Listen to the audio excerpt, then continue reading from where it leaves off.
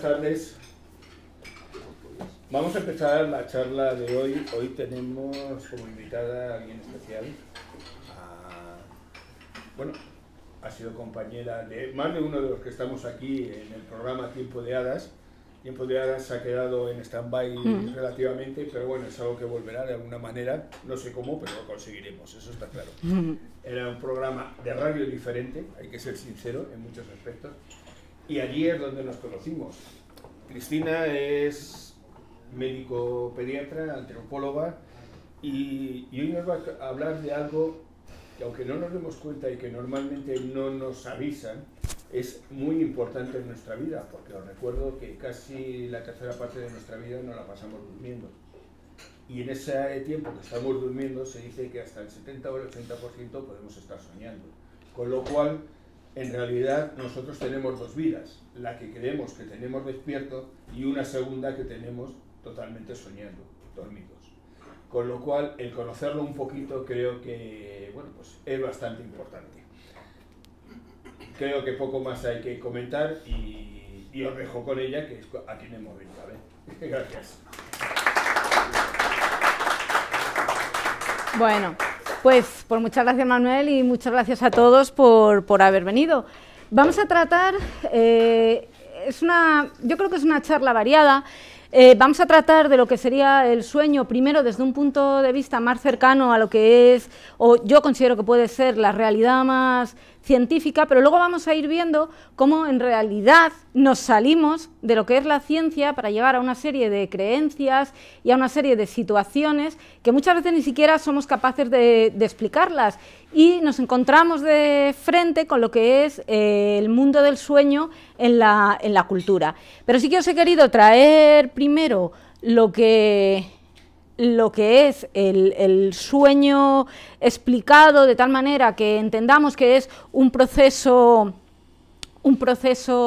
fisiológico, un proceso en el cual el cerebro se encarga a través de descargas eléctricas, y a partir de ahí ya vais a ver cómo todo realmente se va embarullando un poco. Bueno, desde tiempos inmemoriales el hombre ha estado rigurosamente preocupado por el sueño, por considerar que era otra forma de vivir la realidad, por encontrar también que puede tener un significado que podemos considerar que es incierto o paralelo a nuestra realidad, también por poderlo relacionar con situaciones que vivimos en presente, pero también pueden suceder en el futuro.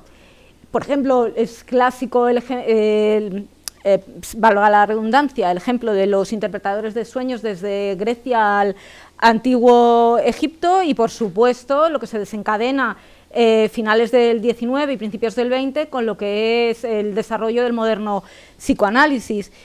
Y luego también todo lo que es la vertiente médica de la neurobiología e incluso también parte de la psiquiatría en relación con los trastornos y los problemas del sueño y a qué pueden conducir.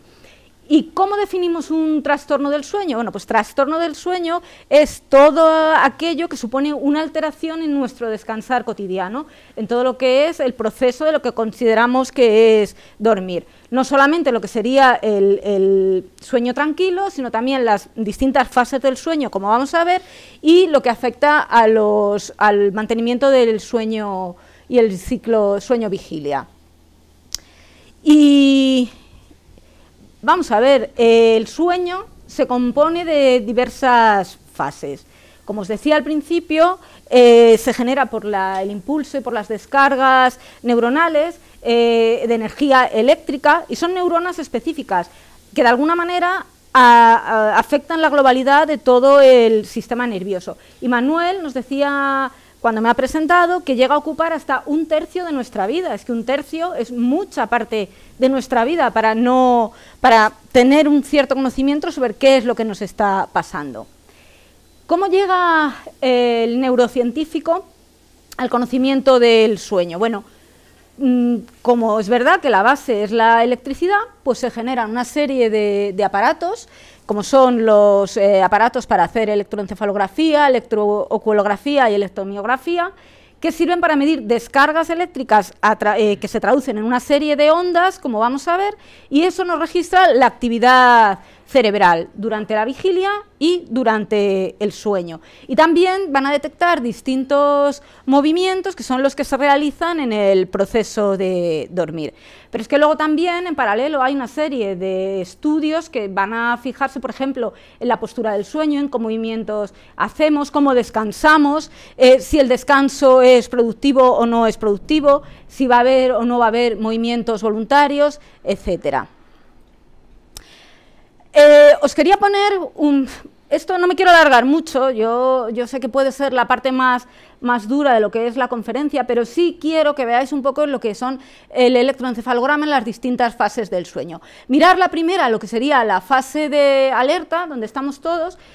A ver, no voy a explicar ni hercios, ni frecuencias, ni nada, pero mirad simplemente la diferencia entre una fase de alerta, en la cual las ondas son mucho más pequeñas, estamos hablando, estamos riendo, estamos interactuando entre nosotros, y conforme empiezan las fases de relajación, las ondas se van enlenteciendo, van aumentando los hercios, y eso significa que poco a poco vamos cayendo en un estado más de letargia. Si nos va entrando el estado de somnolencia, todo se va haciendo más lenta, el sueño profundo. Fijaros la diferencia entre la calidad de una onda y la calidad de otra.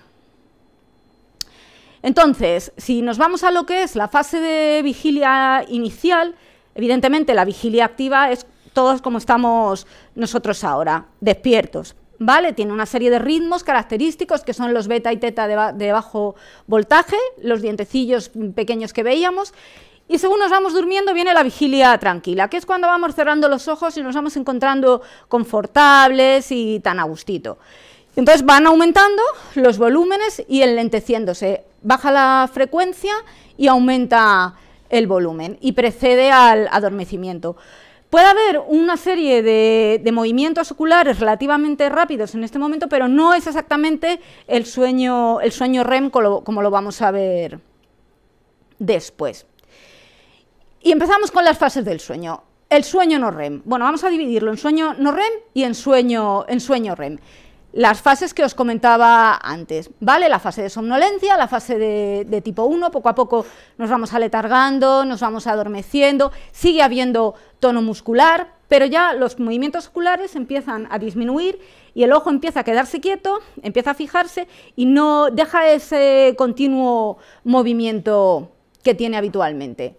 Entramos en la fase 2, que es la fase de sueño ligero, enlentecemos las ondas cerebrales, las hacemos más altas pero más lentas, y aparecen una serie de formas también típicas, que son los usos de sueño. Bueno, eso tampoco nos interesa demasiado. Fase 3, seguimos enlenteciendo, y la fase 4, estamos enlentecidos del todo. Es la fase un poco en la que podemos considerar que somos incluso más vulnerables, porque es cuando nuestro cerebro está completamente sincronizado y estamos durmiendo y descansando. Paralelamente, los movimientos del cuerpo, el tono muscular y demás se han ido quedando, relajando, y estamos pues tan a gustito en la fase 4, ¿vale? Os pongo las mismas fases de antes, como aquí. Como os decía, como nos vamos enlenteciendo, esto es un poquito lo mismo, es simplemente que veáis cómo son las ondas de un electroencefalograma. Aquí tenéis cómo se realizaría un estudio de sueño, pues con todos los canales, con todo el registro de lo que son los movimientos voluntarios e involuntarios, los sensores, etcétera, etcétera. Pero vamos a la fase que más nos interesa, vamos a lo que es el sueño REM, lo que todos conocemos como los movimientos paradójicos de los ojos. ¿Qué sucede? Que estamos dormidos, profundamente dormidos, estamos pasando de la fase 4, que es la de máximo adormecimiento, bueno, adormecimiento no, letargia total, nos metemos en una fase que es letargia total, pero una fase donde pasan cosas especiales, y es que estando dormidos tenemos un estado cerebral, unas ondas electroencefalográficas iguales a las del estado de vigilia. Entonces, tenemos unas ondas típicas, también las de dientes de sierra, en unas zonas determinadas del cerebro, pero, insisto, el tono muscular no lo tenemos, los movimientos oculares se empiezan a batir y se empiezan a mover rápidamente, por eso se llama Rapid Eye Movement, el sueño donde es paradójico por esas contracturas de los músculos oculares, Y estos movimientos, con todo el aparataje que os he enseñado, se registran que son sincrónicos y pueden ser horizontales o pueden ser oblicuos. ¿Qué nos pasa con el sueño según vamos creciendo? Hombre, esto todos los que tenéis críos lo sabéis. El recién nacido es como una marmotilla, pues duerme prácticamente todo el día, tiene casi un 50% de sueño y además equivalente prácticamente entre el sueño activo y no activo, pues muy parecida a la proporción en relación al REM. El lactante va alargando lo que son los periodos de vigilia, pues porque también necesita esa estimulación neurológica, pues porque todo le llama la atención, todo va aprendiendo, se tiene que aprender a sentar, tiene que aprender a gatear y tiene que aprender a levantarse y todo es un bombardeo continuo de estímulos y el niño no tiene ninguna gana de quedarse dormido y eso se refleja.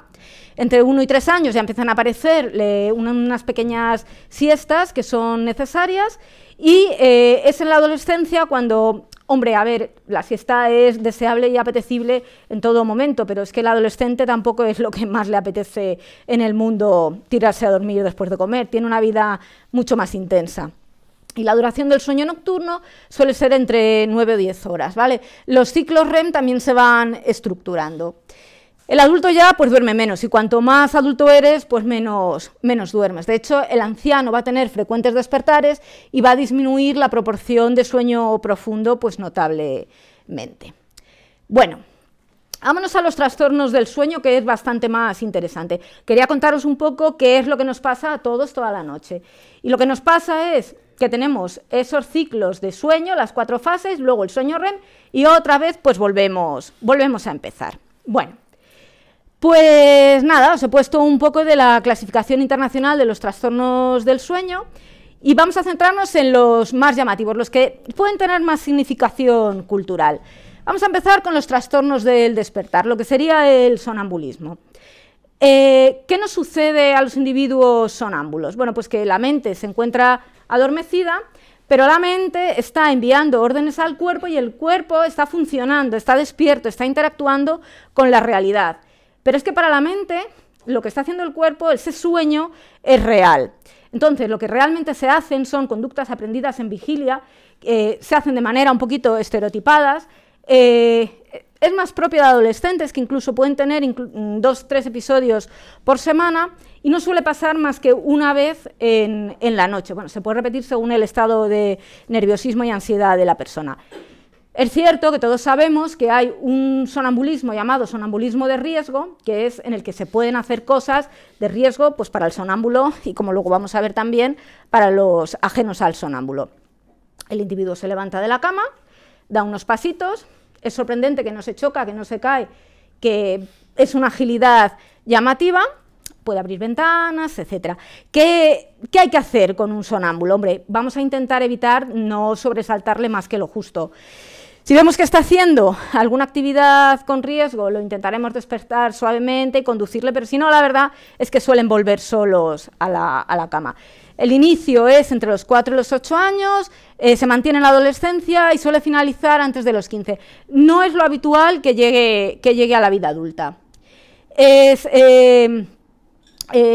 Tiene una prevalencia del 15% en menores de 15, poquito en adultos, se suele asociar con otros cuadros del sueño como terrores nocturnos, hay antecedentes familiares y los hombres tienen más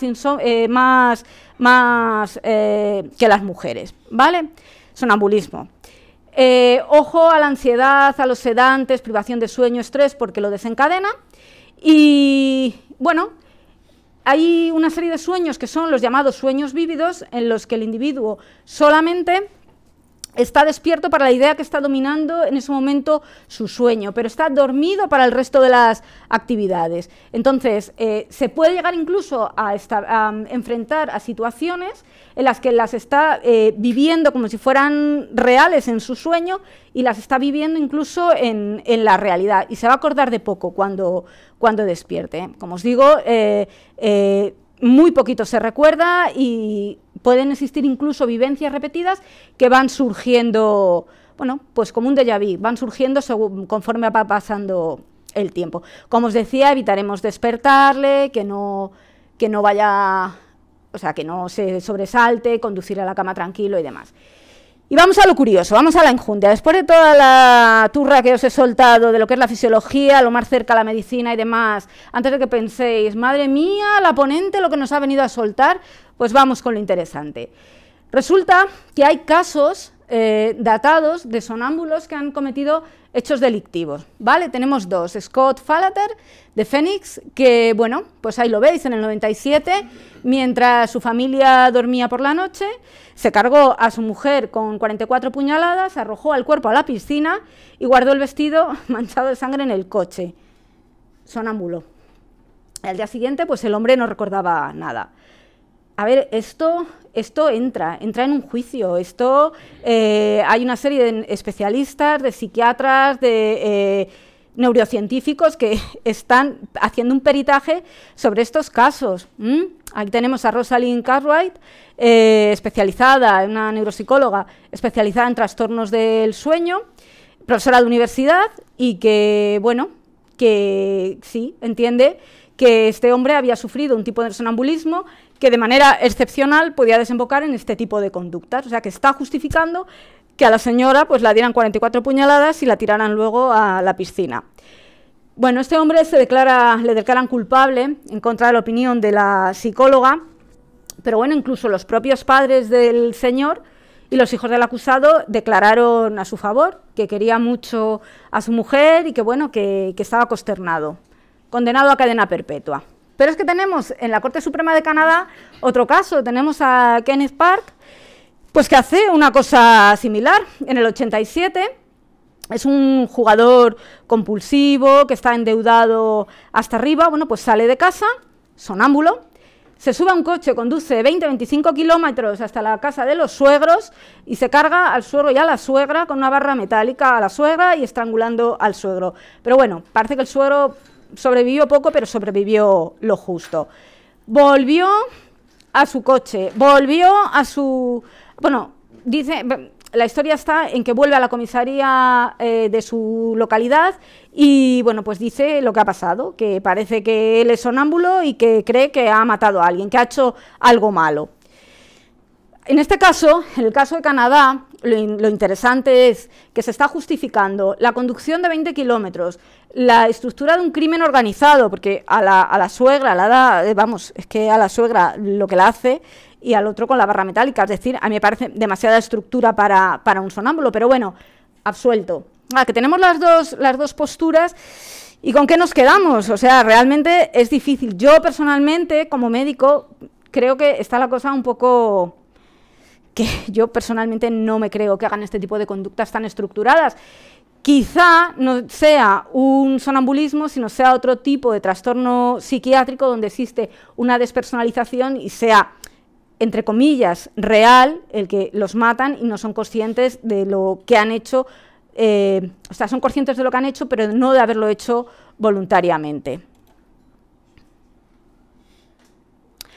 Vámonos a otro tema, que son los terrores nocturnos. Esto es súper frecuente en los niños, también es una parasomnia por alteraciones del despertar, y son los típicos pues, en niños de 5, de 6 años, incluso más pequeñitos, en los que el niño, estando dormido completamente, los padres acostados, de repente, lo típico es oír unos ruidos en la habitación del niño, llegar y encontrarte al niño dando gritos como si estuviera poseído, con los ojos incluso abiertos, dando voces completamente descontrolado. Sucede durante las primeras horas del sueño, no llegan a fase REM, es en las 4 fases esas que os contaban, y no es nada, es un proceso normal y natural en la maduración del sueño del niño. No hay que tocarle, no hay que despertarle, los padres están con el corazón que se les sale por la boca, pero al niño no hay que tocarle. Según se ha levantado, ha chillado, está dormido, va a hacer pum y a dormir otra vez. Los padres ya no duermen, pero el niño cae redondo otra vez.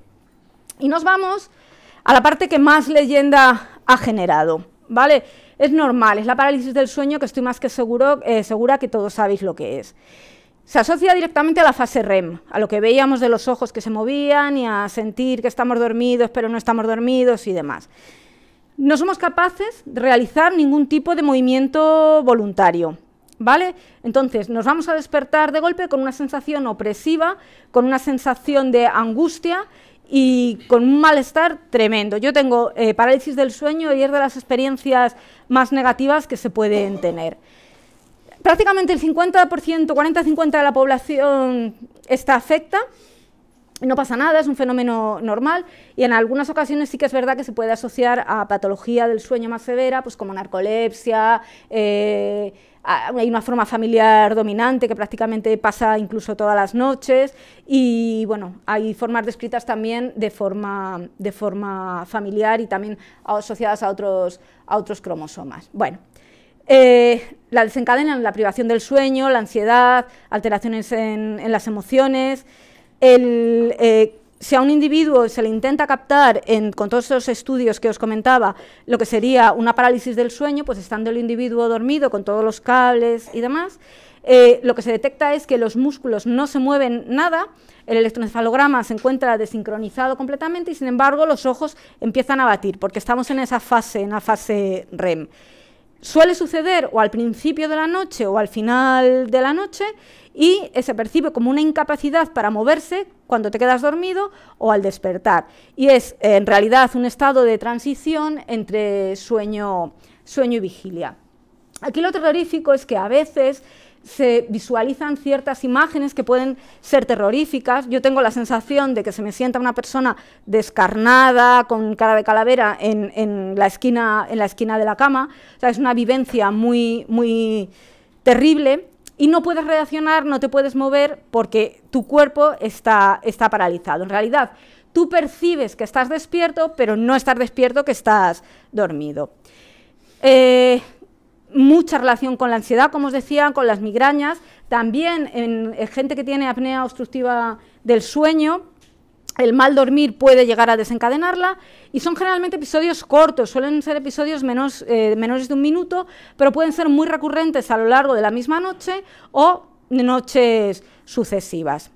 La mayoría sucede entre los 25 y los 44 años, tiene una prevalencia también de un 6,2%, que es alta y bueno, suele recurrir. La forma recurrente como tal no es tan frecuente, pero sí que suele tener una determinada cadencia. ¿Y qué es lo que pasa? ¿Cómo podríamos explicar esto? Esto lo vamos a explicar como un desequilibrio entre la transmisión de las neuronas, ¿vale? Y con un predominio de una actividad, que la actividad colinérgica, que no debería de ser la que está predominante, ¿vale? Y unas secreciones alteradas, por ejemplo, en la melatonina, que es la que nos regula la calidad del sueño, pues de manera transicional se altera y eso es lo que produce esta parálisis muscular, ¿vale? Se ha visto que puede haber, como os decía, un componente genético porque se ha visto la persistencia y la permanencia en gemelos iguales, en gemelos monocigóticos, y también os decía que sucede o al quedarse dormido o al despertar. Entonces, al inicio del sueño, lo que notamos es que estás perfectamente despierto. Vamos, de hecho, es que eres consciente hasta de oír lo que está sucediendo en la habitación y mientras el cuerpo se va inhibiendo, vas entrando en la fase REM del sueño. Entonces aquí es súper frecuente el tener lo que son las alucinaciones que os decía, se llaman alucinaciones hipnagógicas o hipnopómpicas. Y también lo mismo sucede en las fases del despertar, sobre todo al final de la noche. La sensación más descrita es como si alguien te cogiera de las muñecas, te pusiera incluso, tener la sensación de que puedes estar incluso boca abajo, y estar boca arriba o estás de lado, estás como estés, y que no puedes moverte, no puedes hablar, tienes una sensación de pánico extremo, y sales, yo por ejemplo salgo dando un grito, y llamando a mi padre, una cosa curiosa, pero siempre, pum, y bueno. Tenemos las alucinaciones clásicas, que son las alucinaciones de tipo íncubo y las sensaciones motoras vestibulares, que ahora os voy a explicar lo que es, y lo que os comentaba, de cómo se sale de la parálisis del sueño. A veces con movimientos bruscos, con agresividad, con violencia, otras veces como me pasa a mí, chillando, etcétera. Como esto se considera que realmente es un fenómeno dentro de la normalidad, ¿qué es lo que sucede? Bueno, pues que nuestro cerebro más primitivo, en realidad con esto, nos está defendiendo de agresiones. Es un mecanismo de protección. Es como si nuestro cuerpo percibiera que algo nos puede pasar, que estamos en riesgo de algo, y es la manera que tiene de hiperactivarnos ante lo que él mismo considera que es una situación peligrosa. Esto en realidad podría aumentar lo que sería la supervivencia de la especie, ¿vale? Y bueno, realmente tampoco quiero yo contaros mucho más de esto. Hay sistemas que están anatómicos que están afectados, es el sistema de la amígdala y el tálamo, y en realidad es lo que os decía, es lo que percibe situaciones de amenaza o alerta e intentamos solventarlo, ¿vale? La alucinación de tipo íncubo, que es, pues bueno, de las más comunes, la que te están intentando asfixiar, te están intentando estrangular y, bueno, se vivencia de manera terrible. Las alucinaciones vestibulares son aquellas que tienen la sensación de que te está desplazando del cuerpo, sería un poco paralelo a que sería un viaje astral, la sensación de flotar. Se intenta prevenir todo este tipo de cuadros, que a veces cuesta mucho, pues con una adecuada higiene del sueño, intentando excitantes, evitar excitantes, ansiedad y demás, y a veces intentar incluso dormir boca arriba para evitar el colapso de la vía aérea, lo que es la apnea del sueño, que es más frecuente en varones y es el típico ronquido que te quedas ahí clavado hasta que lo echas. Bueno. Generalmente no se medican, ¿vale? Ahí os he puesto que, bueno, que en ocasiones que se genera mucha ansiedad y mucho estrés y que se pueden tratar con antidepresivos tricíclicos. La verdad es que no he visto ningún caso que haya necesitado tan severo como para tratar y es un cuadro benigno. Que nos vamos otra vez a lo interesante, ¿vale? Aquí tenemos una serie de imágenes que en concreto, esta es un cuadro, me parece que este está en la National Gallery, no me acuerdo ahora mismo del autor, Henry, no me acuerdo, es igual. Esto es lo que se percibe. Es que esto es literal completamente, ¿vale? Es la sensación de que tienes a alguien que está subido en el pecho, no sé si alguno de vosotros las tenéis, y tienes una sensación de muerte inminente, de que tienes que salir de esa situación, de que no puedes, y es una angustia impresionante. Son las de tipo íncubo, y la persona que está mirándote al lado de la cama. ¿Pero qué pasa? Porque efectivamente os he contado un poco todo lo que está más en relación con la ciencia. ¿Qué pasa cuando nos vamos de la ciencia? ¿Qué pasa cuando entra la cultura por medio? Bueno, pues cuando entra la cultura por medio, todo lo que os he ido explicando prácticamente se pierde, porque alguien que tiene una enfermedad o un proceso secundario a una formación o una tradición cultural, ya le puedes dar antidepresivos tricíclicos, antibióticos o lo que te dé la gana, que si él piensa realmente que lo que está pasando es porque se le ha subido un muerto o porque le han echado mal de ojo, no lo vas a curar. Entonces, es lo que creo que no debemos perder nuestra tradición cultural y ser conscientes de todo lo que nos viene ahora, lo que os voy a contar. Bueno, en relación a la parálisis del sueño, tenemos una historia común como especie y lo tenemos descrito, fijaros, desde Inglaterra, la zona de Suecia, la zona de los países del norte de Europa, encontramos a la Old Jack o la Mare Maere, ¿vale? Que es la vieja bruja, es aquella, la mujer maldita, que ataca al durmiente durante el sueño. Se define y se ha descrito de manera universal en literatura como un ser maligno que se sube al pecho del durmiente. Se identifica a veces en la tradición con duendes o con súcubos y a veces hay ciertas variaciones en el folclore. Pues, por ejemplo, en el protogermánico se presentaba de una manera, como la Marón, en inglés como la Mare Maere, en alemán Mar, pero bueno, es la raíz un poco de lo mismo. Pero es que si hacemos una vuelta y un circuito por todo el mundo, es que es un fenómeno común. En Fiji tenemos el Kanateboro y es exactamente lo mismo, está descrito como una posesión demoníaca en que el demonio lo que está intentando es devorar a la víctima, o la presencia de difuntos que vienen a llevarse al pariente. El Karabasan es en Turquía y los jinn o los espíritus demoníacos es en el mundo islámico. Esto incluso están las referencias en el Corán. En el mundo de la África negra, la zona de Nigeria se percibe como un ataque de un diablo, de un demonio. En Etiopía se utiliza la palabra dukak, que es un espíritu también maligno que va a poseer a la gente durante el sueño. Vamos a ver más los ejemplos de lo que sería Extremo Oriente y el sudeste asiático, que son, bueno, en China sería el fantasma sobre el cuerpo, el fantasma en la cama. En Corea, en Camboya, vamos a ver, porque aquí no me extiendo porque vamos a tener un monográfico casi ahora en un rato. Y luego en México en otras regiones de América Latina, es el que se te sube un muerto, que tienes el espíritu del muerto encima y que no te va a dejar. Y ejemplos en nuestro país, en Cataluña es uno de los más populares, tenemos el pesanta. Es un gran perro que se coloca en el pecho del durmiente. También aparece en las culturas mediterráneas. Y fijaros la importancia que puede tener en el cine, ¿vale? Aquí tenemos la película Jean, esta me parece que es de Top Hopper. Aquí tenemos The Old Jack Syndrome, que es una trama que describe perfectamente lo que es el luchar contra una bruja que viene a poseer al durmiente. Esto es un grupo de rock, el Pesanta, de folk mediterráneo. Esto es una película española, Pesanta, que la recomiendo, que bueno, pues ha sido premiada en los festivales de cine fantástico de Castilla y León. Y es lo mismo, es la relación con el animal nocturno, el animal de la noche que viene a romper el bienestar y el descanso del durmiente y a poseerle. Y nos vamos a ver los ejemplos que a nivel cultural yo creo que son los más significativos. Vamos a hablar de un pueblo de la etnia Hmong. ¿Os acordáis del Gran Torino, de la película del Gran Torino? ¿Os acordáis?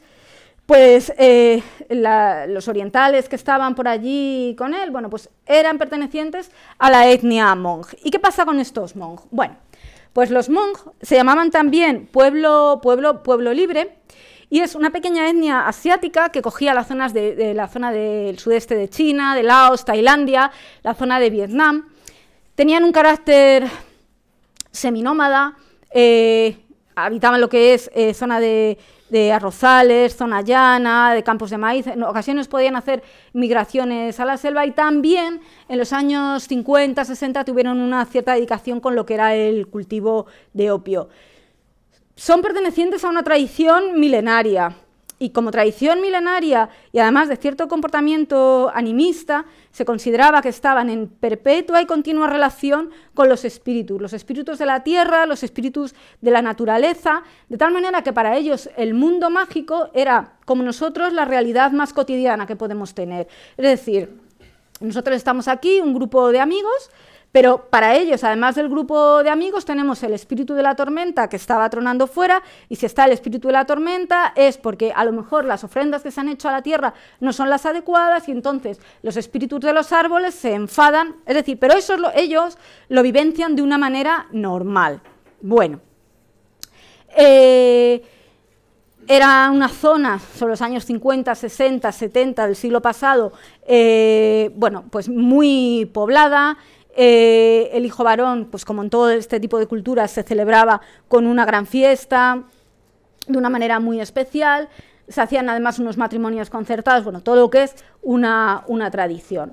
Era un pueblo también que estaba muy acostumbrado a migrar, a cambiar entre determinadas localizaciones de paso.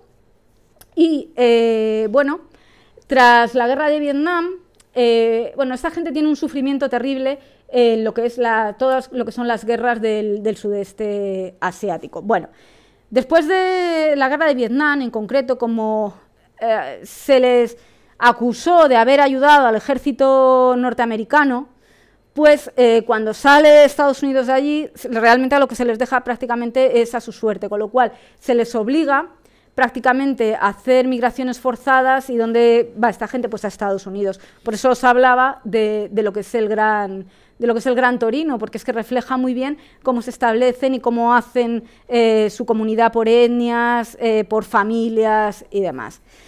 Realmente esta gente lo pasó muy mal, porque ya no supone solamente emigrar en los años 70, generalmente a la zona del sur de los Estados Unidos, a la zona de California, sino que además fueron migraciones masivas. Se consideran incluso que llegaron a superar a los 200.000. Estamos hablando de gente que va con su mochila cargada, su maleta cargada de tradiciones, no son capaces de renunciar a ellas. También es una cultura que ni tiene tradiciones, ni tiene textos escritos, es una cultura oral que se transmite de padres a hijos, pero tienen una tradición chamánica muy, muy profunda, como vamos a ver. Y para los Hmong, el alma, ni muchísimo menos tiene nada que ver con nuestra concepción de alma. Tiene 3 almas el cuerpo.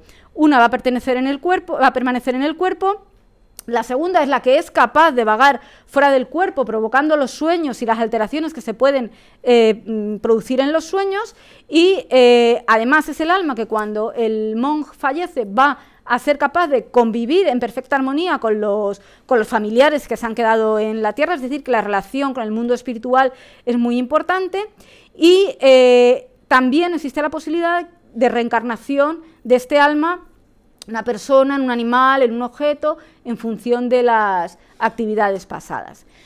Mirar la zona donde se establecen los monjes, ¿vale? Es prácticamente todo el sureste asiático.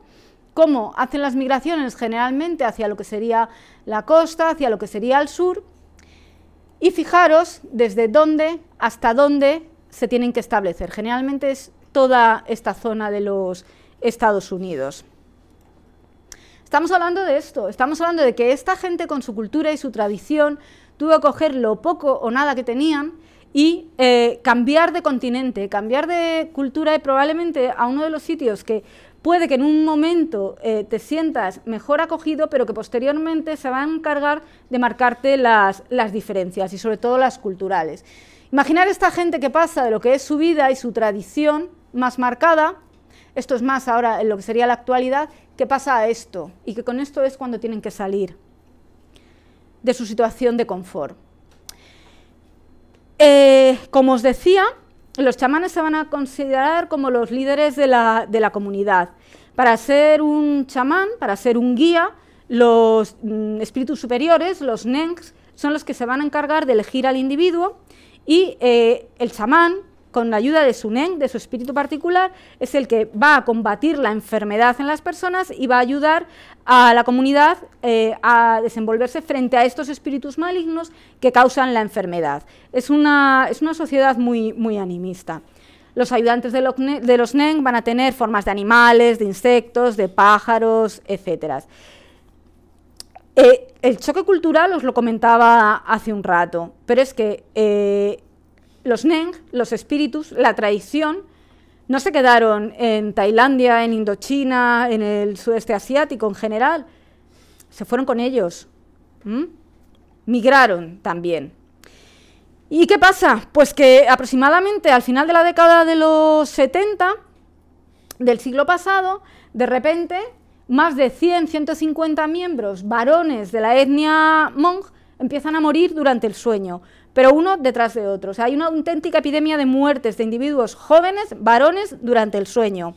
A este fenómeno inicialmente se le llama SUNS, que es Sudden Unexpected Nocturnal Death Syndrome, que es el síndrome de la muerte nocturna inesperada. Esto desconcertó muchísimo, muchísimo, muchísimo, no solamente a las propias familias, evidentemente, que eran las que lo sufrían, sino a la población de médicos, porque las cifras se fueron disparando hasta englobar entre 1981 y el 82 un 92 por 100.000 de funciones, que esto lo hacía comparable a las 5 primeras causas de muerte natural entre hombres ciudadanos estadounidenses, o sea, era una barbaridad. Y en el 1988 el CDC de Atlanta estaba absolutamente escandalizado de lo que estaba pasando. Se barajaron cualquier tipo de anomalías, cualquier tipo de situaciones, y no se encontraba en esos años absolutamente nada. Pero es que además las muertes sucedían en ciudades diferentes. Los médicos ni eran los mismos ni eran capaces de averiguar qué estaba pasando. Se hicieron análisis toxicológicos, pero no solamente en el individuo, sino en las ciudades, en los domicilios. Se investigó cualquier posible causa genética, nada, metabólica, nada, nada. Se llegó a postular que había en las autopsias de estos individuos jóvenes algunas alteraciones anatómicas en el corazón, tampoco. Y además los médicos que se encargaban de estudiar el sueño, haciendo las entrevistas a los familiares, relataban que las últimas noches eran llamativas los gritos de terror que estos individuos antes de morir, una de esas noches, pues podían tener.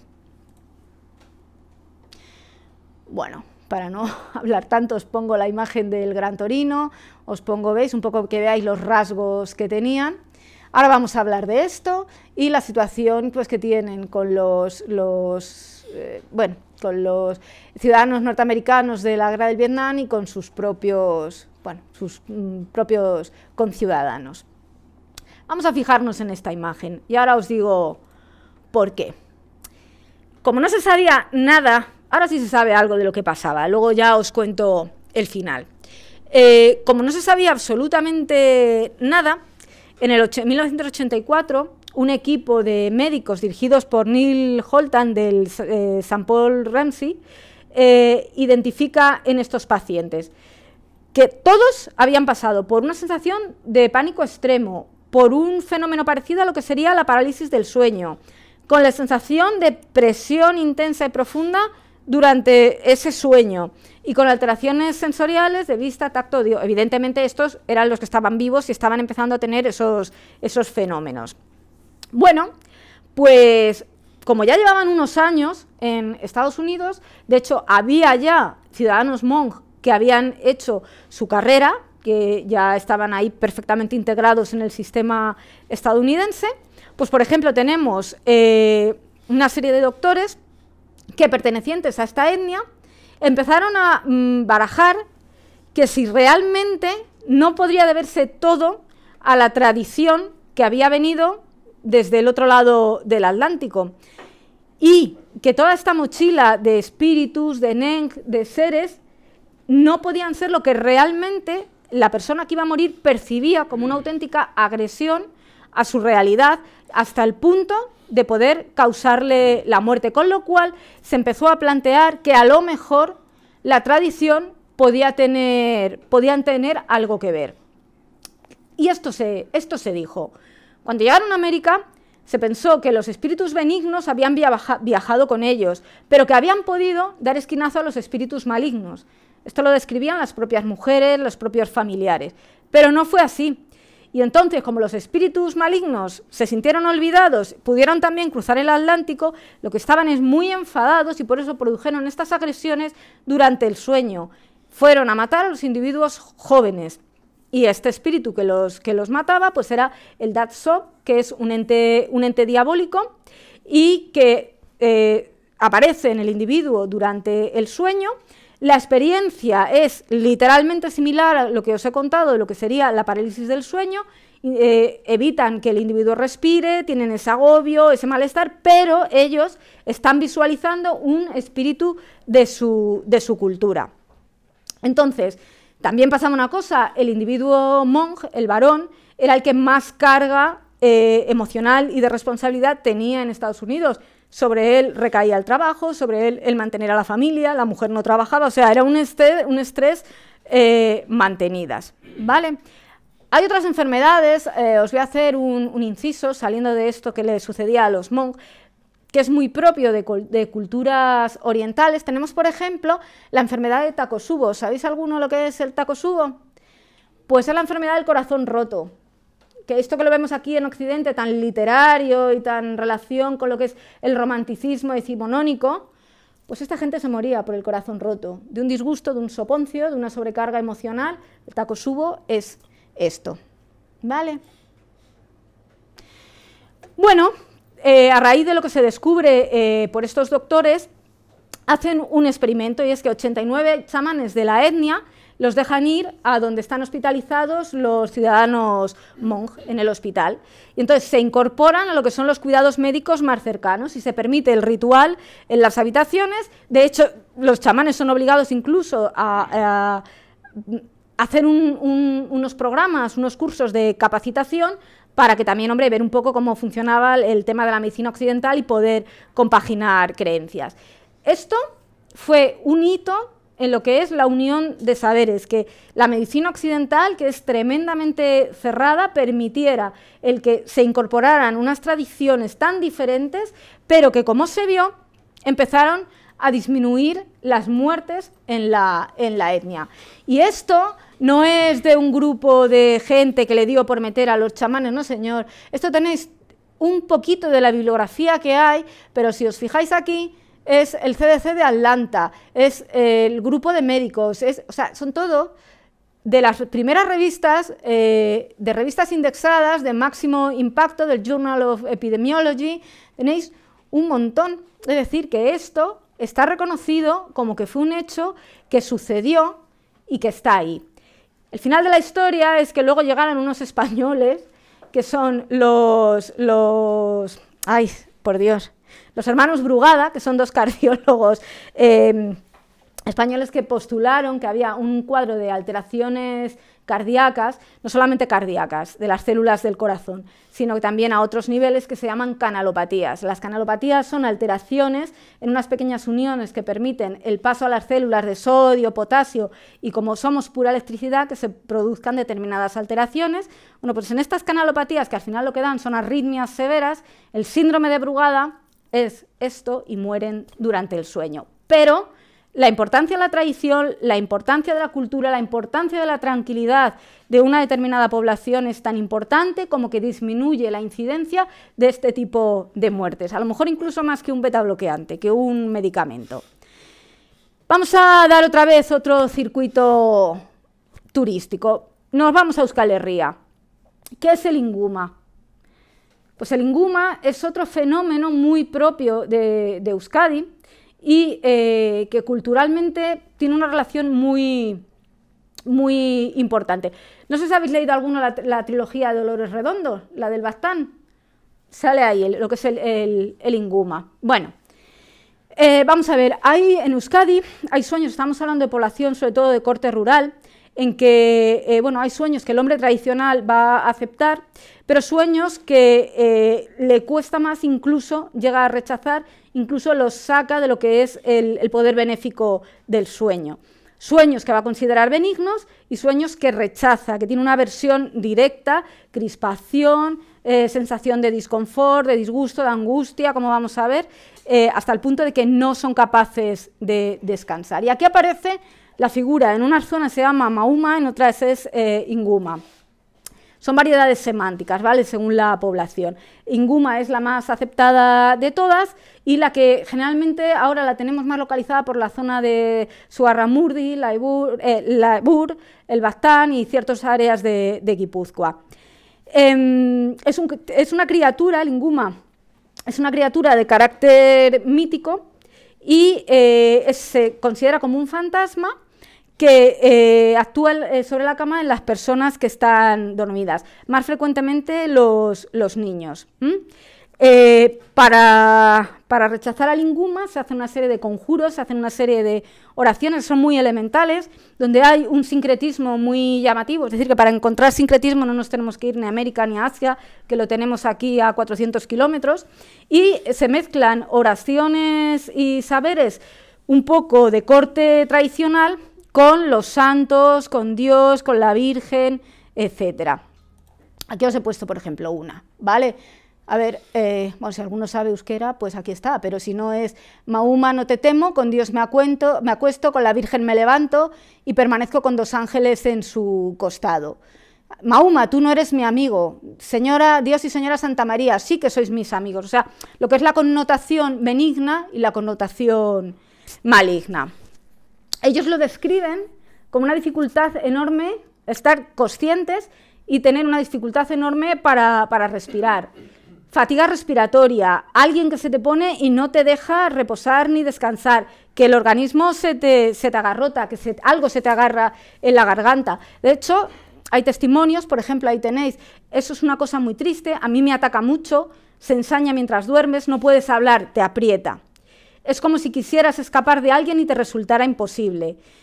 A veces se ha relacionado también con fenómenos atmosféricos, con fenómenos naturales, como por ejemplo es zona de desprendimiento, esta zona baja de Guipúzcoa, y que cuando va a haber un desprendimiento pues es cuando más puede actuar el inguma y además se le atribuye cierta responsabilidad al tema.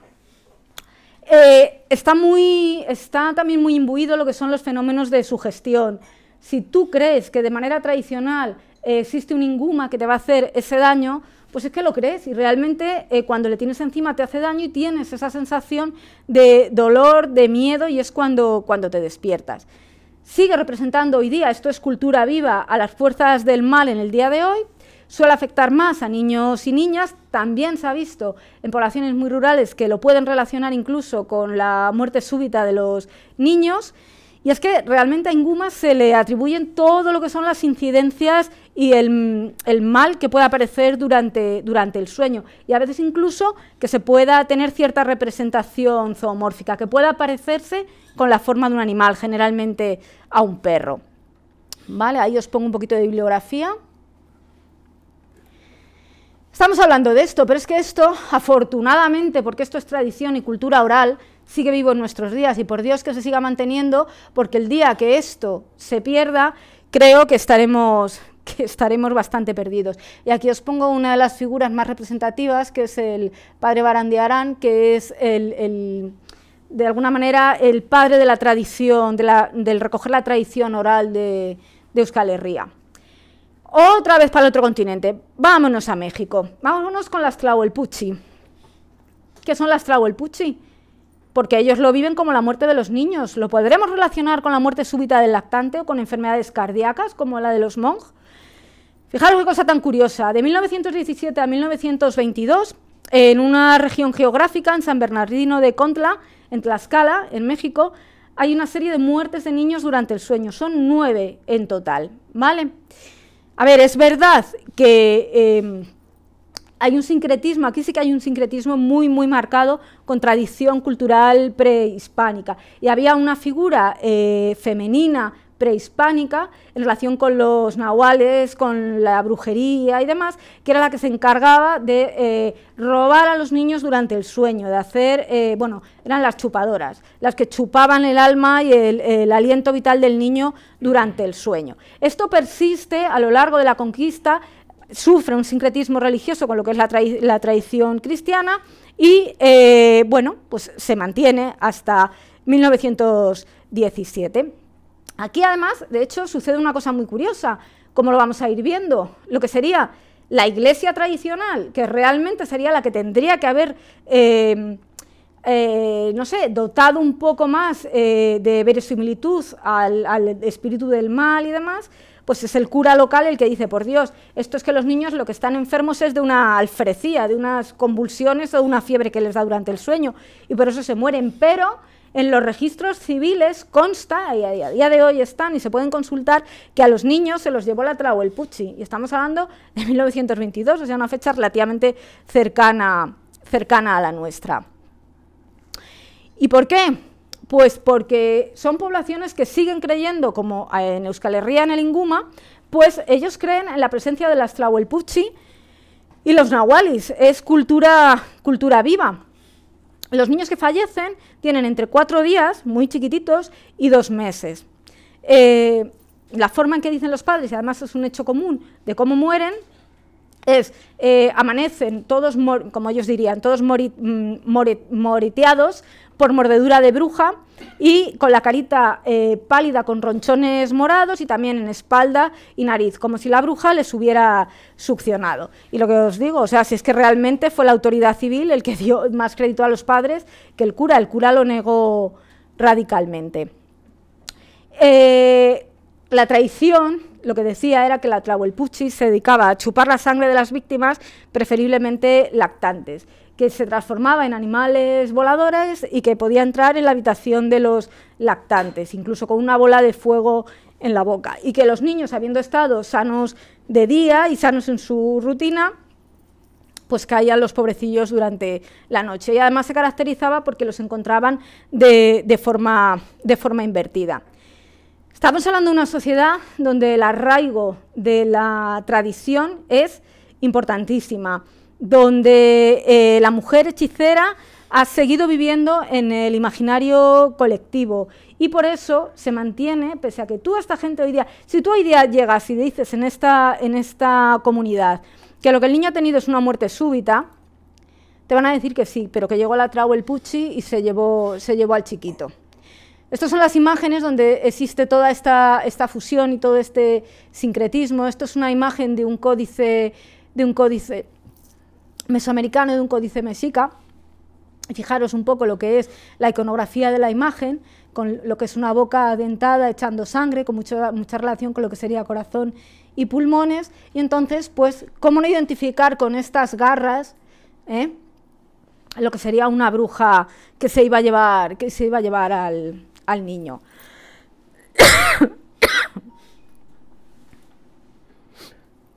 Entonces lo que se comentaba es que la bruja entraría por la noche a la casa, llevaría navajas de piedra, amenazaría al niño, podía llevar también pedazos de metal, etcétera.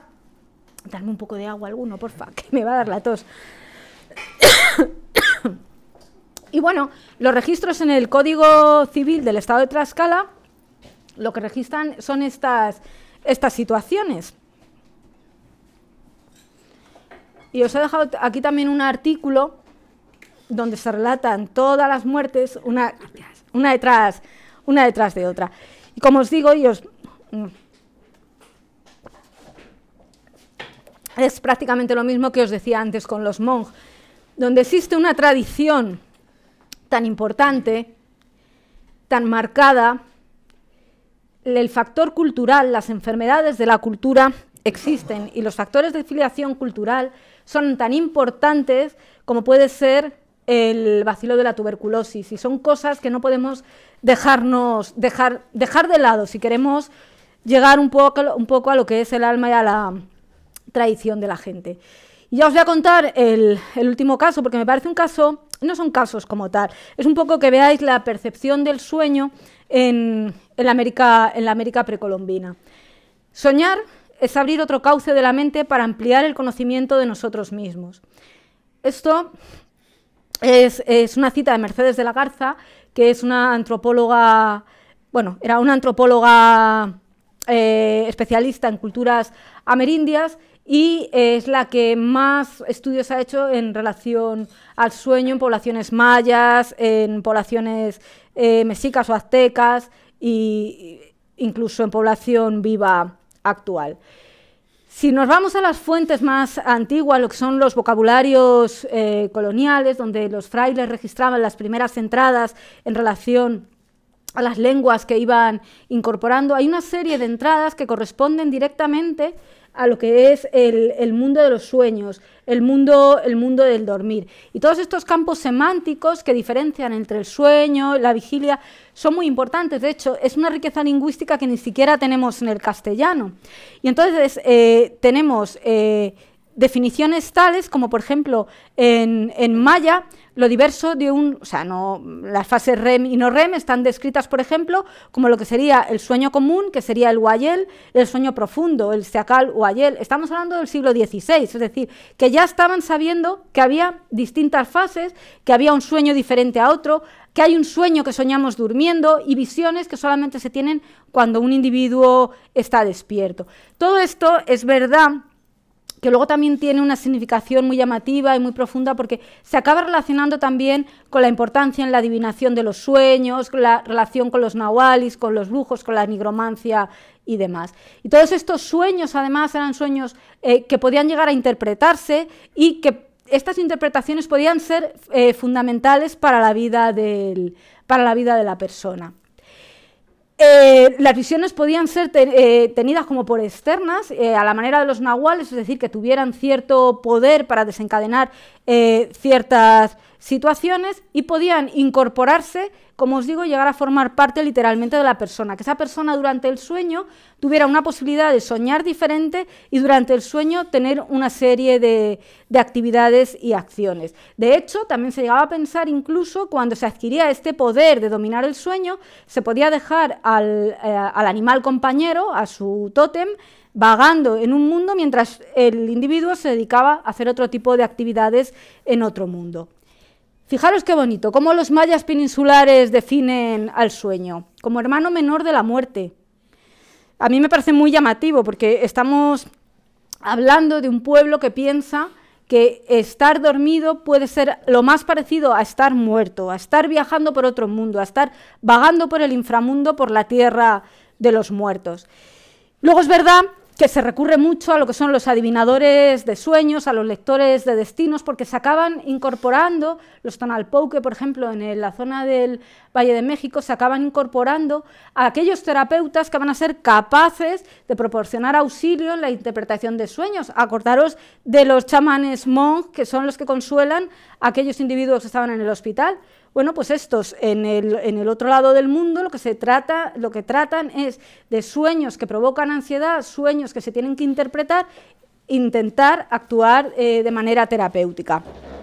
Y bueno, hay una serie de señales que pueden aparecer también durante el sueño y también existían, por supuesto, especialistas para tratarlo, pues los Temikiasmati, los Temiminaminactiani, etcétera, que tenían incluso sus propios libros de sueños para poder realizar esta función.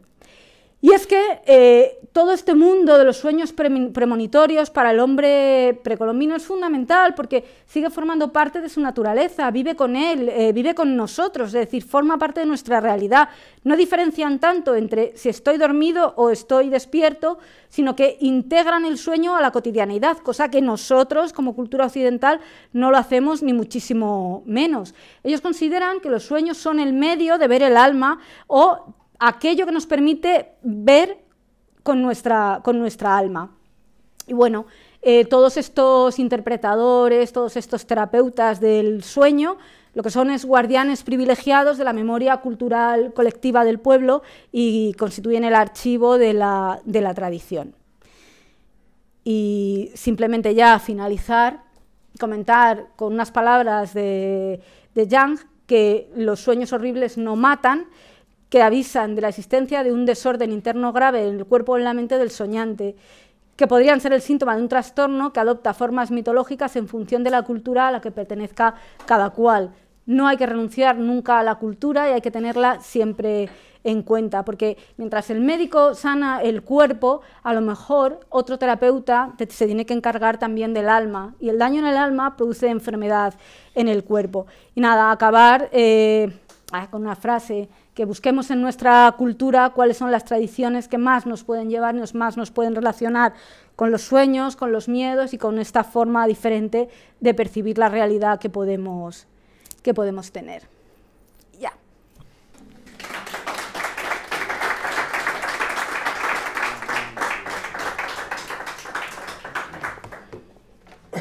Bueno, si tenéis alguna pregunta, de todas maneras, antes de que empecemos, si alguno ha pensado utilizar eso de sonámbulo para llevarse al jefe por delante, no, que se lo piense mucho, ya no cuela, es muy difícil no cuela tanto de demostrar. Pero bueno. Manuel, que yo era de esos, de lo que tú has dicho. Ya estabas pensando, ¿no? Estás adelantado, ¿Hay alguna pregunta? Tengo una. Me ha dado la impresión de que has pasado un poco de puntillas sobre el tema de lo que es la interpretación de los sueños, que también podría haber entrado dentro de claro. la charla. Ya me alargó la tarde entera. Sí. Es que es muy importante, o sea, la interpretación de los sueños viene a enraizar todo lo que yo estoy hablando. Es decir, si tú, por supuesto, tienes que creer en el tema, porque una vez que tú crees y que tú dotas a la persona que ese sueño te lo va a interpretar como un terapeuta, como la figura que tú quieras en la cultura de la que procedas, tú le vas a dar la importancia que necesita, porque necesitas seguir manteniendo tu creencia, necesitas creer. Entonces te va a interpretar una serie de situaciones que realmente te van a pasar. Mira, hay un ejemplo, y es que, por ejemplo, en la zona de Oaxaca están los echadores del maíz, ¿vale? Entonces va la persona, en vez de ir, es un sanador tradicional, ¿vale? En vez de ir al centro de salud a que le manden su antibiótico, se va al sanador tradicional. Y allí el sanador lo que hace es hacer su oración, puramente sincrética ya, pero hace su oración, hace su ofrenda, coge los frijoles y el maíz y echa la suerte. Según se coloque el grano de maíz que se identifica con el consultante y el resto de los granos, ahí tienes todo lo que la persona está viviendo, lo que ha pasado y lo que va a vivir. Entonces, la importancia que a eso se le da es exactamente igual que a la persona que le van a hacer una receta para comprarse el antibiótico o para tomarse lo que tenga que tomarse. Es decir, que si tú crees en tu cultura, es la importancia que tiene. Y en relación a los interpretadores y a los adivinadores, claro que son importantes, y de hecho son un factor común a toda la tradición cultural, desde Roma, desde Grecia, todas las culturas mediterráneas, Egipto. Todos los interpretadores de sueños eran considerados especialistas tradicionales y con la misma categoría en ocasiones que podía tener el considerado médico local o, bueno, pues ya si nos vamos más allá, asesor político del faraón de la época. Es decir, claro que lo creían. ¿Alguna más? Bueno, no preguntes todos a la vez. No nos enteramos. No sé, muy gozoso, hombre. Creo que no. Creo que hablando de la cultura, creo que te has centrado mucho en la cultura mexicana. También en la europea tenemos unos importantes fondos de ese tipo de cosas. Bueno, he hecho una selección. Cristiana, claro. Sin ir más lejos, en la Biblia aparece la interpretación de los sueños. Todos. Toda la cultura es común. Yo creo que también incluso los científicos se han apoyado en ella. Freud escribe un libro sobre la interpretación de sueños, si no me acuerdo mal. O sea, ¿sabes lo que pasa? Yo creo que incluso la ciencia se ha dado cuenta de que es muy importante la cultura de cada enfermo para poder curarle, ¿no? No, ¿qué va? Te lo digo desde el punto de vista de la ciencia. Yo te digo que tú, o sea, esto que hicieron en Estados Unidos es un hito y es un logro. O sea, tú te vas a un área rural con tu maletín de médico y tu fonendo, ya te digo yo que te va a costar años entender la tradición, sobre todo si vas de una zona cultural diferente. Porque te va a llegar un niño con una diarrea y la madre te va a decir, tiene un mal aire.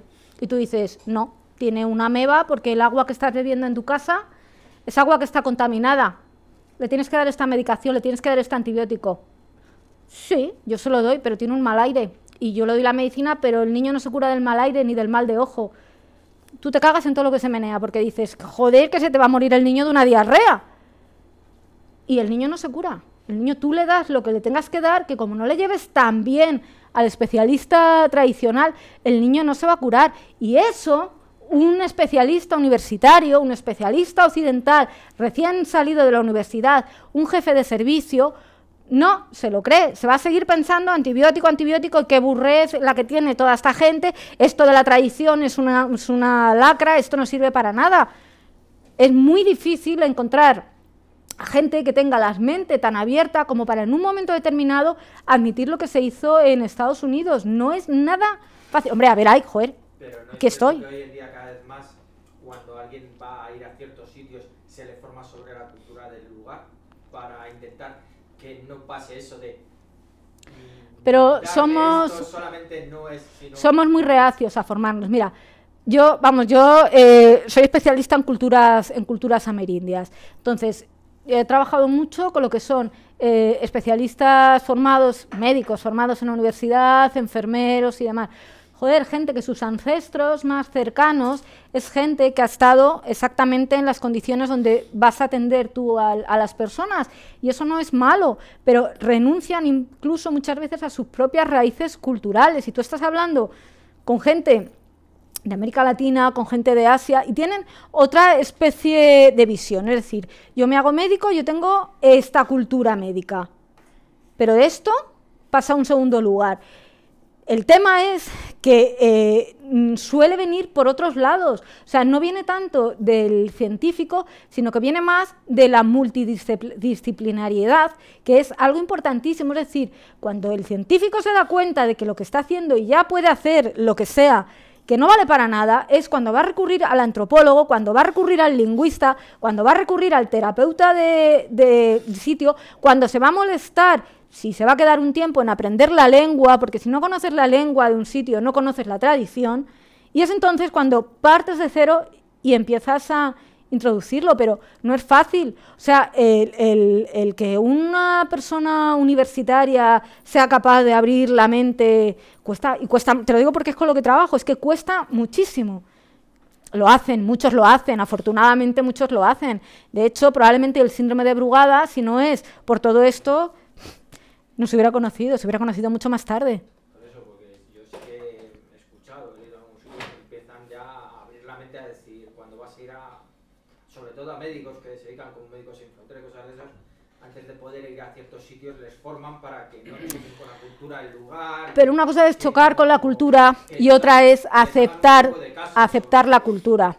Pero es verdad que lo que es en cooperación al desarrollo es un poco diferente. O sea, esto tú ya vas a participar en una serie de proyectos, ya es otro tipo de perfil sanitario el que está implicado. O sea, no es la persona que se va obligada a trabajar a determinadas zonas geográficas pues porque tienes que ir en un momento determinado. Es otro tipo de perfil. Pero aún así cuesta mucho, ¿eh? La única opción es obligar a que en las universidades se vuelvan a dar humanidades, no solo humanidades. Me parece fundamental. Cultura... Me parece fundamental. La cultura, el médico, la figura del médico humanista es una figura que se ha perdido. O sea, tú ahora mismo, ya te lo digo porque es que es eso, es que es mi día a día, es que la relación incluso con el paciente se está perdiendo, la forma de informar, la forma de acercarse, la forma de enfocar la muerte, la forma de ayudar en un duelo, no tiene nada que ver como podía ser el tema a lo mejor hace 150 años con un médico rural que confortaba mucho más al que sufre que una persona que a lo mejor te va a dar un diagnóstico, una persona que a lo mejor has visto una sola vez en tu vida y que te va a zumbar lo más grande. Y no es lo mismo. Y yo lo digo siempre, vamos a ver, los médicos somos humanos y la estadística se cumple y se cumplen todos y va a llegar un momento en que nosotros vamos a estar al otro lado.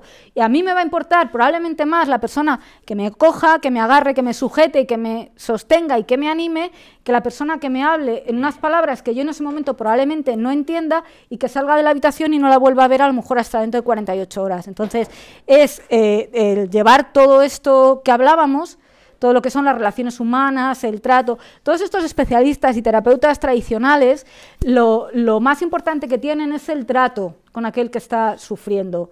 Porque es que tú lo ves, la forma que tienen de acercarse, de sufrir con el que sufre, tú eso aquí no lo ves. Entonces, hay muchas cosas que tenemos que, de ciertas poblaciones que tenemos que aprender y no nos tiene que importar. O sea, la medicina más avanzada no tiene por qué ser la genómica, el último descubrimiento, la última mutación puntual. Uno se hace médico, por lo menos. Tú te hiciste médico también para ayudar, ¿no? No te hiciste médico para ser rico, porque eso no da. No da. Y ni para ser famoso, ni para descubrir la molécula X y no estar cerca de la gente. Y ahora eso es así. Ahora eso es así. En su momento lo intenté. Pero bueno. Y aquí estamos. Pero también hay que tener en cuenta una cosa. El problema es que cuando tú te acercas a una población nueva, la población nueva te rechaza por base, porque no eres de los suyos. Claro. O sea, esto es un problema doble. Por un lado, el médico, evidentemente, e incluso siendo de la propia zona, tiene el razonamiento de que va a ir allí a ofrecer lo mejor que él ha aprendido. Pero, sin embargo, el problema es que los de enfrente tampoco están por la labor de aceptar lo que le están ofreciendo. Luego, la preparación solo del médico muchas veces no es suficiente. O sea, te puedo decir, por ejemplo, en China es muy habitual, hay una medicina tradicional china, una importancia brutal, y sin embargo, el médico chino normalmente aprende las dos medicinas, la tradicional y la occidental. Y generalmente suelen tener grandes problemas incluso, pero porque son rechazados porque no son del lugar. Eso es un problema que no llegamos nunca a entender muy bien. O sea, ese sentimiento de pueblo, de gente cerrada, es muchísimo mayor en aquellas comunidades que culturalmente están poco desarrolladas que en las culturalmente más desarrolladas. Nosotros en nuestra cultura aceptamos con más facilidad que alguien se meta en nuestra vida, ya sea un médico, ya sea quien sea, que no conocemos. En una cultura cerrada, conseguir abrir la puerta, te digo que por base no lo consigues. Y te lo digo por conocerlo, por relación con la medicina tradicional china. Yo la he estado estudiando en su momento. En su momento estuve muy en relación con grupos que trabajaban en África, incluso estuve a punto de irme, y te puedo decir directamente que el gran problema que tenían no era ya en sí el aplicar una medicina occidental, sino que ellos aceptaran directamente no a la medicina, sino a la persona, que ese es el gran problema. ¿No tenéis una asignatura que se llama empatía? No. Mira, de hecho, se han ido perdiendo con el tiempo. Todo este tipo de asignaturas se han perdido. Se han perdido y es una pena porque todo lo que supone la humanidad de un sistema es que se pierde. Mira, el otro día estaba en una cosa muy tonta, una anécdota muy tonta. Estaba en la peluquería yo y estaba al lado un chaval que acababa de sacar plaza en el MIR. O sea, que ya era un chaval que debía de tener unos 24 años, que se había pegado la gran currada de su vida, que había sacado un buen número, y todo lo que te estaba transmitiendo, que le estaba contando al peluquero, pues estaba yo con la oreja así, era que él lo que quería era iba a ser neurocirujano, y que había elegido el hospital porque a él lo que le gustaba era el Big Data, la comunidad científica internacional, la posibilidad de usar la microcirugía y las microtécnicas, porque a él lo que le gusta es publicar, lo que tiene mucho interés es en el mundo de la investigación y que va a ir donde pueda hacer más prácticas con tales técnicas. Y yo pensaba, hostia, tienes 24 años, no has ejercido porque vas a formarte y estás pensando en el Big Data en vez de pensar cómo me voy a enfrentar a la primera persona que yo tenga delante y a dar un diagnóstico. A mí me pareció gordísimo, gordísimo. Y este chico acaba de salir de la universidad. Luego, humanidades en las ciencias se pierden. Las vas luego adquiriendo con los trompazos que te da la vida. Y si tienes un buen encajar, pues resulta que aceptas y entiendes determinadas cosas, y si no lo tienes, pues seguirás siendo un borrico con bata. De todas maneras, eso es lo que te enseñan en la facultad. Pero también entendamos una cosa. Hoy en día cada vez tenemos un problema, y es el hecho de que gracias a Internet, por ejemplo, todo señor que llega tiene la preparación justa y suficiente para poner en duda todo lo que le digas. O sea, yo estoy aburrido de que la gente a mí me enseñe medicina. O sea, coño, que yo me he tirado 6 años de médico y luego 3 de formación posterior. Y a mí me enseñan medicina continuamente. Con lo cual, claro, es un problema, porque no es un problema que la gente tenga una cultura y que conozca, me parece genial. El problema no es eso, sino, como decía aquella frase, cualquier idiota gracias a Facebook es capaz de poner en duda lo que tú estás diciendo, que tienes una preparación para ello. Y eso es muy importante. Hoy en día tú vas a una consulta, tú pasas una consulta, yo no paso consulta, que quede claro, dejé de hacerlo, precisamente una de las razones era por esto, porque acabé de la gente, no te digo hasta dónde, y en un momento determinado te ponen en duda todo, cuando no saben ni de lo que están hablando. O sea, yo te puedo decir, bueno, la mayoría sabéis la etapa que he pasado en un momento determinado, con un par de problemillas, que, bueno, me ha llevado 4 operaciones en los ojos, todo ese rollo. Bueno, a mí ha habido quien me ha llegado a decir que a ver si me iba a acostumbrar a la medicación. O sea, claro, cuando alguien te dice eso, te queda la duda de decir, bueno, este es tonto, se entrena, o ha conseguido el título en la universidad, es tonto, claro, evidentemente. Manuel, o sea, entendamos la situación. Manuel, te recuerdo que hubo una época que había una cosa que se llamaba el efecto House. Siempre. Que era todo el mundo que llegaba. No, además le dieron el nombre por la serie House. Porque todo el mundo llegaba al médico y sabía lo que le pasaba. Porque era todo una enfermedad autoinmune. Una serie que evidentemente la mayoría de los médicos no veíamos, porque en ese aspecto era tan mala que era insoportable. Es verdad. O sea, los errores que soltaban y las tonterías podían llegar a niveles francamente espantosos. Pero bueno, ¿qué le vamos a hacer? Era una película, una serie, y bueno, tuvo su trascendencia y tuvimos que soportar la mala influencia de historias de este tipo. Todo el mundo llegaba al médico con una enfermedad autoinmune. Porque Estás hablando de enfermedades que, bueno, lo bueno de esta serie es que te recordaban enfermedades que habías estudiado en tu carrera, pero que no las habías visto en la vida, porque no es que fueran raras, es que casi eran imposibles de que existieran en tu entorno.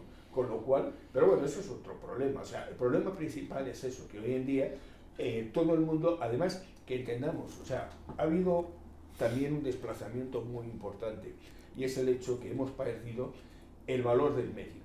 El médico en otras épocas era un señor que llegaba a casa directamente y bueno, le abría la puerta porque venía a ayudarte, a salvarte, estaba en un pedestal. Hoy en día esos pedestales, por muchas circunstancias, hay que romperlos. No vamos a hablar de la necesidad de ir a los gobiernos, de los abogados son gentuza, los médicos no vamos a decir lo mismo, y pare usted de contar. O sea, cualquier profesional, cualquier persona que tiene una preparación y destaca, hay que bajarle del pedestal como sea. Entonces, el médico había pasado de ser ese señor que directamente tenía una aceptación social muy importante, se ha convertido en eso, en un señor que lo único que le interesa es eso, el estar haciendo pruebas contigo, haciendo todo tipo de prácticas extrañas, lo único que le interesa es la pasta, el no sé qué. Bueno, en todos los sitios cuestionabas, pero no todo el mundo. Los pobres tampoco es que ganen... No, o sea, por eso lo digo, o sea, si tú te quieres hacer rico... no te hagas médico, no, claro. Tú haces médico, porque vamos, lo más seguro es que... En España con los médicos yo creo es el eso de que llega el gobierno y dice, no, usted tiene 3 minutos por enfermo, y dices, pero vamos a ver, me ha dado tiempo a decirle hola y...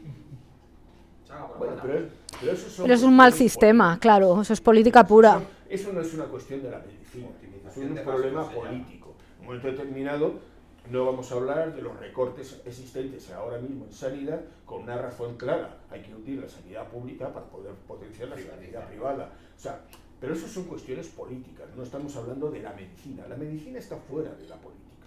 Lo que pasa es que, claro, tenemos la desgracia de que la política se mete en todos los campos. Y bueno, pues ya sabéis lo que ocurre. Los políticos pues hacen lo que estamos acostumbrados a ver. Pero bueno, eso es otro tema. Pero por encima de todo tenemos que entender eso. O sea, el antiguo chamán era un señor que tenía un nivel muy importante. Y su palabra era palabra de Dios, casi, del espíritu. Esa situación que normalmente pasa a ser la de los sacerdotes en su día, que es la que ellos quieren, de ellos tener el control de enfermedades y demás, gracias a la palabra de Dios, con el tiempo se ha ido perdiendo. En su momento la medio consiguen un poco los médicos, ellos eran los que ayudaban, pero es que hoy no hay nadie que tenga esa palabra de Dios. O sea, nadie que acepta que tu opinión tenga una base de algo. No digo de Dios, porque bueno, eso es lo menos importante, pero sino que tu palabra sea importante, que parta de eso, de tu conocimiento, de tus estudios, de tirarte un montón de años en eso. Vamos, un médico se tira 6 años de carrera, una formación de 1000, la que sea, de 3 o 4 años, y luego sigues estudiando toda la vida. Que os quede muy claro. O sea, yo no ejerzo, pero yo sigo estudiando. Porque si no, no es que te quedes atrasado, es que te quedas en el siglo XVIII. Pero cuando pasan 6 meses que no has leído algo, que os quede muy claro. Entonces, esa preparación que tú tienes, pues está en evidencia continuamente. Además, hemos pasado de una situación a otra. Y perdona que te quite por favor. No, sigue. Ahora tengo que la voz descansarla. Es el hecho de que hemos pasado del médico impositivo al médico dialogante. Hoy en día tú vas al médico y el médico intenta contarte lo que te pasa, qué es lo que ocurre, cómo en un momento determinado ha llegado a esa situación, aunque tenga 3 minutos, pero la mayoría lo intenta, ¿me entiendes? Hace algunos años esos médicos maravillosos llegaban, nada, esto no es importante, no sé qué tal, se toma el niño esto, ya verá cómo, y la familia no tenía ni idea de lo que le pasaba al niño. Hemos pasado del médico impositivo, yo soy el médico y digo esto, al médico dialogante. Yo hablo contigo, te cuento lo que tienes, porque voy buscando tu colaboración. Pero no todo el mundo está preparado para eso. Porque cuando tú te bajas del pedestal también para hablar con la gente, inmediatamente el otro se te sube al pedestal y te recuerda que no, que él ha visto en internet, en la Wikipedia, como la enfermedad no sé qué, resulta que... y sin comentarios. Pero el médico impositivo no también ayudaba a quitar... Bueno, también, tampoco había cultura, digámoslo, pero no ayudaba también a tranquilizar a la gente. Además, la fuerza privada de los pueblos, ¿cuál era? El sargento, el médico, el pueblo y el alcalde. Tú necesitabas cualquier cosa, cualquiera de esos 4. ¿Y qué era lo que hacía el médico? Era el tranquilizar, era... Tú te ibas al farmacéutico al médico y era... Sí, pero hay una cosa que se ha visto, y es muy importante, que el enfermo, que eso procede realmente de estas culturas, y es que el enfermo entienda su propia enfermedad. Cuando el chamán le decía, mira, es que esto es una fuerza, es un mal de aire que le han dado al niño, en realidad le estaba explicando un algo para que él comprendiera que él, la propia persona, tenía que participar para la curación de ese niño. Y eso se llama diálogo. Dentro de lo que cabe, cada uno en su lugar. Hoy es lo que se intenta. Hoy, cuando tú le dices a una persona que tiene una enfermedad, intentan de alguna manera que esa persona entienda que esa enfermedad la tiene por una serie de razones. Claro, cuando te llega alguien y te dice, mire, es que usted tiene hipertensión, vamos a ver, controle la bebida, controle el tabaco, controle el café, controle, aumente lo que es el deporte, controle los niveles de comida, controle, y luego te suelta al otro, oiga, bueno, pero no me va a dar una pastilla y que me solucione eso lo he vivido yo. Hombre. Es decir, que no siempre consiguen la colaboración de la otra persona, porque precisamente cada vez más en nuestra sociedad, gracias a esa situación que se ha ido creando, el enfermo no se considera implicado dentro de su enfermedad. A mí me han llegado a decir que si no conocía a un médico con más fuerza o más conocimiento, que le quitara aquello. Eso, en mi pueblo, se llama magia. Bueno, Manuel. Luego ya, si queréis seguir hablando de medicina, tenéis aquí a 2 doctores espectaculares, vamos. Cristinita, queremos que te lleves un recuerdo del día de hoy para celebrar algunos conciertos. Sí, de esos que nos vamos a ver. Muchísimas gracias por haber estado aquí. Gracias a vosotros, un placer.